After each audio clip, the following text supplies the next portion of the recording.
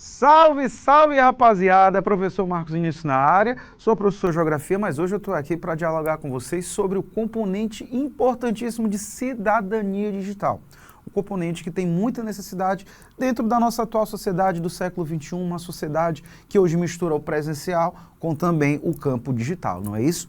E hoje nós vamos discutir uma temática importantíssima dentro dos meios digitais, gente, que é a questão da segurança, gente, tá? Da autenticação das informações. A gente já discutiu, né, já conversou ao longo de várias aulas que um dos grandes elementos de riqueza do século XXI são os dados informacionais.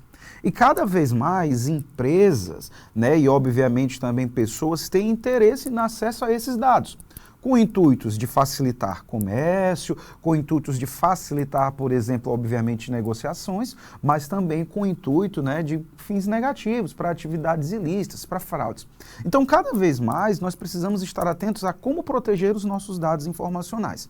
E nesse aspecto, a segurança, os meios de segurança, de autenticação, são cada vez mais importantes e cada vez evoluem mais. Hoje a gente vai discutir justamente sobre esses elementos e, claro, a gente vai passar dicas importantes, tá, de como se proteger, de como criar senhas, tá certo? Coisas que parecem banais, mas que são muito importantes e que previnem, né, possíveis dores de cabeça, tá? Então vamos lá, vamos para o slide, vamos discutir sobre os mecanismos de autenticação, tá?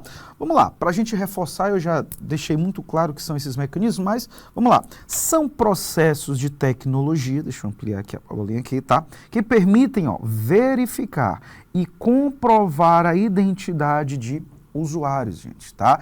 Dispositivos ou entidades digitais que tentam acessar sistemas, redes e informações. Esses mecanismos são fundamentais, olha aí, já deixei até frisado para você, para garantir a proteção dos dados, gente. Com o intuito de quê, Marcos? Com o intuito de evitar fraudes, preservar a integridade das operações online, ou seja, garantir que aquilo que está sendo manuseado pelos elementos eletrônicos é de fato, tá certo, você, beleza? Então, muita atenção, gente, tá? Qual é a importância, Marcos, desses mecanismos de autenticidade? Como eu já deixei claro, gente, tá? Mas não custa reforçar. Sua principal função é garantir a segurança das informações e a privacidade no mundo digital. Tá? Não esqueçamos, gente, que os nossos dados informacionais são um grande elemento de disputa do século XXI, gente, tá? E hoje as plataformas digitais, tá, buscam a todo momento colher informações sobre os nossos perfis, sobre as nossas identidades, sobre os nossos gostos, para cruzar essas informações e direcionar produtos, direcionar informações. Então a privacidade, o cuidado com essas informações é muito importante dentro das redes sociais, dentro do século XXI, tá? Pense em tudo o que fazemos, gente, como, por exemplo, acessar e-mail, redes sociais, gente, contas bancárias, aplicativos de estudo e jogos. Hoje, muito do acesso desses aparelhos, desses aplicativos, passa pela questão de senhas.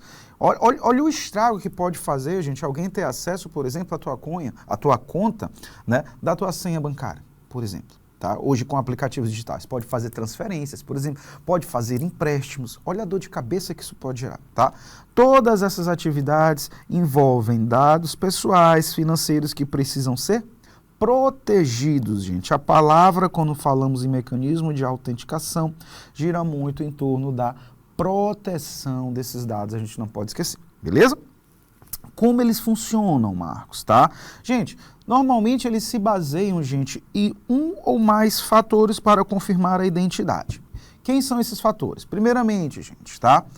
Fator de conhecimento. Geralmente uma informação que só você deveria conhecer, como senhas, como PINs, por exemplo. Então, qual é a senha do teu aplicativo? Tanto que quando você abre contas bancárias, né, os próprios bancos te deixam muito claro, não compartilhe a sua senha individual com ninguém, gente, tá? Porque a partir do momento que a pessoa tem acesso a essa senha, ela tem acesso a todos os teus dados e possivelmente fazendo transações bancárias, tá? Então, senhas, PINs, respostas a perguntas de segurança, principalmente, gente, quando você esquece, né? E aí é muito importante às vezes esquecer. Às vezes acontece, a gente esquecer a senha, né? E você cadastra normalmente uma pergunta-chave com uma resposta-chave para recuperar essa senha. Então é muito importante que você tenha essas informações, né, de cunho pessoal, tá? Guardadas para si, para justamente você não correr o risco de alguém falsificar, né, o acesso aos seus aplicativos, a sua senha de banco e outros aparelhos eletrônicos, tá? Então, outro elemento também é o fator de posse, né, gente? Um item físico ou digital que está em sua posse, como, por exemplo, o celular que recebe códigos por SMS, né? Vamos pegar um exemplo aqui. Quando você, por exemplo, vai fazer uma instalação, por exemplo, do Instagram ou do próprio Uber em um novo celular, ele vai pedir o chip, né? Você coloca o seu chip do celular antigo para o novo, e aí ele vai pedir, para fazer a confirmação, ele pede que você coloque uma senha de SMS que vai ser enviada naquele momento, tá? Para gerar justamente a ideia da autenticidade, né? Tokens físicos, tá? Dispositivos que geram códigos aleatórios, né? Então, assim, olha, digite esse código pelos próximos 2 minutos. Normalmente, você, quando precisa confirmar uma senha, principalmente quando você acessa em outros aparelhos, em aparelhos de terceiros, muitas vezes gera um token temporário. Que é isso, Marcos? Ó, você acessou aqui, para confirmar a sua identidade, eu vou mandar uma senha para o seu e-mail, eu vou mandar uma senha para o seu celular, e essa senha ela é temporária. Ela tem acesso de 2 minutos. E aí você recebe, digita, normalmente são de 4 a 6 dígitos, você digita para confirmar a sua autenticação, tá? E também chaves de segurança USB são elementos também, tá, que mostram como funcionam esses mecanismos de autenticação. E o fator biométrico, gente, né? Hoje é um elemento que vem evoluindo, principalmente, gente, com a evolução dos aparelhos e da qualidade desses aparelhos tecnológicos, né? Hoje os celulares, principalmente em compras de valor mais elevado, normalmente os aparelhos eles não pedem mais apenas a senha numérica, né? Porque uma senha numérica, ela normalmente pode ser mais fácil de burlar, dependendo, por exemplo, da plataforma que você está utilizando. Às vezes são 4 números, né? A pessoa perde, descobre, né? E aí quando você vai fazer uma compra muito alta, além da senha numérica, ele te pede o registro biométrico, ou seja, coloque, aparece, quem já teve a oportunidade de fazer isso já deve saber do que eu estou falando, né? Você pede, aparece aplicativo, você vai precisar fazer o reconhecimento facial biométrico, né? E aí você coloca a sua câmera frontal e aí ele identifica o seu rosto, inclusive ele pede, aproxime agora, né? E depois ele vai fazer a leitura dessas características que tu já, obviamente, fez o registro prévio para poder confirmar a transação financeira, tá? Isso é o que a gente chama de fator biométrico, né, gente? Como a biometria, tá? Uma impressão digital, o reconhecimento facial, né, que foi o exemplo que eu dei, reconhecimento de voz ou leitura de íris, né, dependendo ali da aplicação. Beleza? Marcos, quais são os tipos de mecanismos de autenticação? Vamos lá, vamos identificar aqui os principais. O primeiro deles é a autenticação por senha, né, que é o que eu frisei muito aqui, é o método mais comum, tá, e muitas vezes o único utilizado, que é conhecido como: o usuário ele insere uma sequência de caracteres, uma senha, para provar a sua identidade. Apesar de ser amplamente usada, também é a mais vulnerável a ataques se a senha for fraca ou reutilizada, né, gente? Pessoas que normalmente utilizam a mesma senha, né? E às vezes uma senha simples para vários aplicativos. Então, isso na mão de golpistas pode ser um grande problema, porque a partir do momento que ele descobre uma senha, ele descobre ter o acesso a vários elementos, né? Então, é importante ter o cuidado de não ter apenas uma única senha. Marcos, e se eu botar várias senhas eu posso esquecer? Qual é a recomendação?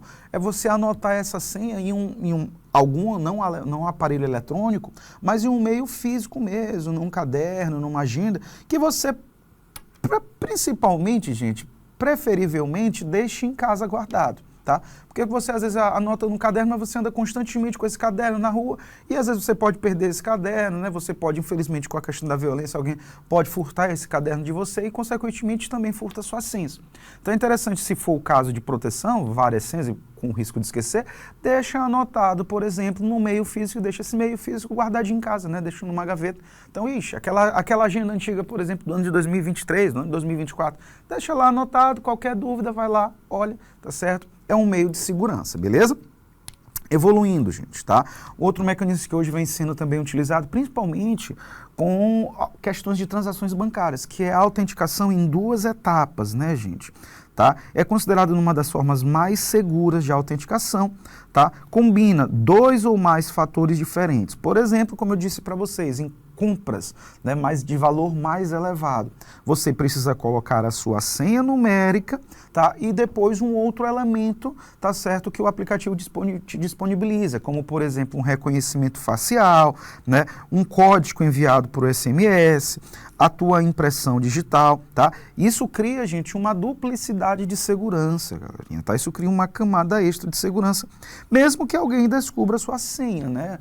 Então, se você, por exemplo, questões de empréstimo requerem muito isso, você digita uma senha, mas você precisa fazer o reconhecimento facial, né? Porque ali barra, tá certo, alguém que, por exemplo, descobriu a tua senha, tá tentando fazer um empréstimo no teu nome, mas sem o teu reconhecimento facial ele não vai conseguir, beleza? Então isso é uma evolução da segurança frente também à evolução dos crimes cibernéticos, a gente não tem como negar, né?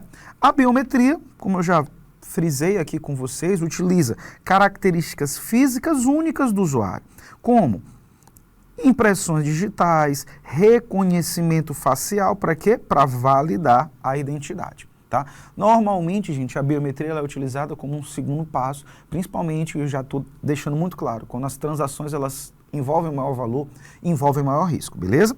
Tokens, tá? Que podem ser físicos, pequenos dispositivos que geram códigos únicos a cada poucos segundos, ou virtuais, né, com aplicativos celulares como o Google, o Autenticador, o Aut, né, eu já expliquei para vocês. Você precisa autenticar, principalmente os tokens aparecem muito quando você está acessando, por exemplo, um aplicativo, ou uma senha de banco, ou outro elemento qualquer em um outro aparelho não registrado, né? Então ele gera um código temporário que ele vai enviar para ti em elementos que só tu teoricamente tem acesso. O teu código de celular, né? Ou seja, o teu número de celular, ele manda SMS, ou então ele manda por teu e-mail, por exemplo, tá? Então é um elemento importante. Certificados digitais, gente. Tá? Os certificados digitais são arquivos eletrônicos que funcionam como uma identidade digital, tá? Garantindo a autenticidade de usuários e sistemas de transações online. Esse aqui é muito utilizado, gente, tá? Em plataformas corporativas e governamentais, como, por exemplo, a tua assinatura digital, né? Que você faz, por exemplo, em aplicativos do governo, né? Como o gov.com, onde ali tem as tuas informações, você coloca, por exemplo, sua identidade, você coloca o seu CPF, tem todos os teus documentos ali e depois tu gera uma assinatura digital, né, que fica registrada como assinatura tua mesma. E aí você pode transferir essa assinatura para registrar documentos online. Isso a gente chama de certificado digital, tá certo? Então, importante.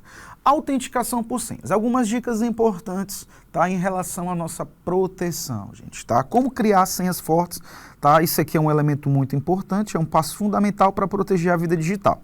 Para entender, a gente precisa levar em conta alguns parâmetros básicos, como comprimento, variedade de caracteres e a imprevisibilidade. Aí eu já antecipo aqui, gente, tá? Cuidado com aquelas senhas que você coloca, por exemplo, a data do seu aniversário, ou, por exemplo, temos termos sequenciais, 1, 2, 3, 4, 5, 6, tá? São senhas normalmente muito fáceis de serem quebradas, né, como a gente diz, de serem acessadas, tá? Então, o ideal é você gerar senhas que tenham um padrão maior, que tenham variedade de caracteres, utilizando tanto letras como números, como letras maiúsculas e minúsculas, e a imprevisibilidade, né? Então, assim, botar o meu nome completo, tá? É um risco também, tá bom? Então, comprimento, o que seria isso, Marcos? Prefira senhas com pelo menos de 8 a 12 caracteres, tá? Quanto maior, melhor. Aí a questão, Marcos, como é que eu vou lembrar? Crie sistemas para si, gente, tá? Eu vou até passar alguns sistemas para vocês, tá? Por exemplo, variedade de caracteres, utilize letras maiúsculas e letras minúsculas na mesma senha. Utilize números e símbolos também são importantes, tá? Imprevisibilidade, eu vou já passar esses padrões para vocês, algumas dicas, tá?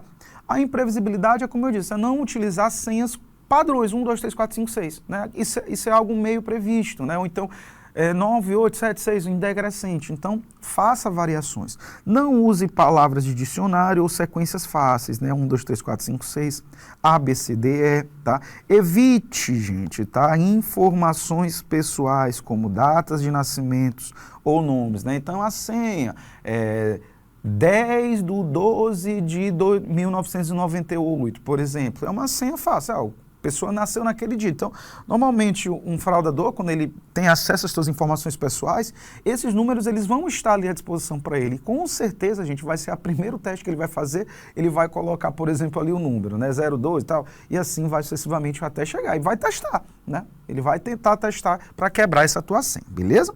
Então, evoluindo, tá? Pense em frases marcantes, tá? Ou situação. Uma dica, por exemplo, aqui, ó. Utilize apenas as letras iniciais. Meu cachorro nasceu em 2021. Isso é uma frase pessoal, tá certo? Não está muito relativo ali a tua vida toda, né, como, por exemplo, a tua data de nascimento. E tu pode, por exemplo, né, fazer, por exemplo, uma transcrição. Ó. Meu, M de meu, C de cachorro, T de Tó, N de nasceu, E de in e 2021. Eu utilizei as letras iniciais, sendo que botei, além disso, letras maiúsculas e minúsculas, tá? Uma outra dica também, gente, é trocar números por os símbolos, né?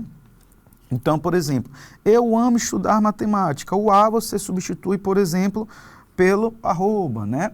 O O, por exemplo, você substitui pelo zero, né? O S você substitui pelo cifrão e assim sucessivamente, tá? Então, isso dá uma variabilidade e, consequentemente, imprevisibilidade, um elemento importante, tá bom? Continuando nas dicas, misture letras maiúsculas e minúsculas de forma aleatória, né? Deixei isso claro para vocês. Inclua símbolos em posições variadas no início, ao longo do início ao fim, e use, gente, tá? Isso aqui é importante, como eu frisei. Use, se possível, senhas diferentes para cada site de serviço. Eu sei que às vezes é complicado da gente lembrar, mas lembre-se, você utiliza uma mesma senha para todos os aplicativos, a partir do momento que um fraudador ele tem acesso a essa tua senha, ele vai ter acesso a todos os teus serviços, tá? E olha, isso pode gerar uma dor de cabeça tremenda, tá bom? A autenticação em 2 etapas, né, como a gente já falou, ela vem sendo muito utilizada no contexto atual, porque ela garante maior segurança, né? O que a gente chama de proteção em 2 camadas, né, gente? Ela gera uma série de benefícios cruciais para a sua segurança no ambiente digital. Funciona como uma camada extra de proteção, garantindo que, mesmo que sua senha seja comprometida, olha aí, ó, suas contas permaneçam seguras, né? E normalmente ela atrela com um elemento pessoal, a digital ou a biometria facial, por exemplo, tá? Principais benefícios da verificação em 2 etapas, vamos lá, ó. A segurança aumentada, defesa maior contra ataques cibernéticos, notifica tentativas, gente, suspeita acessos, isso aqui alguns serviços hoje já fazem muito claramente, quando você acessa normalmente serviços online de outros aplicativos, você recebe no e-mail cadastrado uma mensagem, ó, alguém está tentando acessar, e aí normalmente vem a caixinha, se é você mesmo, né, se não é você. Agora imagina se você utiliza a mesma senha tanto para o teu e-mail pessoal quanto para esse serviço. Então, o fraudador, por exemplo, ele acessou sua senha, né, acessou, por exemplo, teu Instagram, por exemplo, e aí ele vai ser notificado o e-mail, só que ele vai ter o acesso ao e-mail, ou seja, ele vai dizer, sou eu mesmo, né, e logo depois ele muda a tua senha, e aí, gente, é dor de cabeça, tá? E completa, né, gente, senhas fracas ou repetidas, é uma forma de fortalecer a segurança, a autenticação em 2 etapas. Beleza? Então, tranquilo, né? Vamos responder 2 questõezinhas para a gente fechar com chave de ouro essa temática. Então, vamos lá. Primeira questão. Qual é o principal objetivo dos mecanismos de autenticação digital? É embelezar sites? Identificar e validar usuários? Aumentar a velocidade da internet? Ou diminuir o uso da energia? Gente, os mecanismos de autenticação digital claramente têm um objetivo de quê, Marcos? Eles têm um objetivo, só botar a canetinha aqui azul, né? Eles têm o objetivo, gente, de identificar e validar os usuários, principalmente frente à evolução, né, dos crimes cibernéticos, né, da evolução e principalmente da maior intensificação da utilização de aparelhos digitais pela nossa sociedade. Cada vez mais nós estamos inseridos dentro do campo digital. Vou dar um exemplo para vocês. A ida ao banco, por exemplo, hoje, gente, ela diminuiu bastante. Se a gente pega, por exemplo, há 5, 8 anos atrás, final e início do mês, as filas do banco eram lotadas. Por quê? Porque as pessoas pagavam suas contas no banco. Hoje, com os aplicativos digitais, as pessoas não vão mais ao banco, as pessoas pagam pelos seus aplicativos. Então, todo o seu dinheiro físico, se você prestar bem atenção, nós perdemos o hábito de andar com dinheiro físico em mãos, né? O nosso dinheiro hoje, ele é digital. Então, a gente precisa ter muito cuidado, né, em relação a esses nossos dados digitais. Então, esses mecanismos, eles têm esse objetivo, de identificar e validar os usuários, garantindo proteção aos mesmos, beleza? Para a gente fechar com chave de ouro, vamos responder a segunda. Ó. A autenticação em 2 etapas oferece mais segurança por quê? facilita o acesso de outros usuários, não requer internet, substitui a senha ou utiliza 2 métodos diferentes. Gente, a autenticação das etapas, eu bati bastante nessa tecla aqui, né, gente? Ela é uma forma de fortalecer a sua segurança dos seus dados digitais, gente, tá? Principalmente quando alguém tem acesso à sua senha, ela garante outro meio à segurança dos teus dados, tá? Então, o nosso gabarito aqui é a letra D, né? Ela usa 2 métodos diferentes para garantir a identidade e fortalecer a segurança sobre os teus dados pessoais, dados digitais. Belezinha? Então, galerinha, é isso. Mecanismos de autenticação, cidadania digital, questão importante, hein? Eu sei que tu vai utilizar algumas dessas dicas. É isso aí, forte abraço. Vamos para a próxima aula. Tem mais coisa bacana para a gente discutir. Valeu!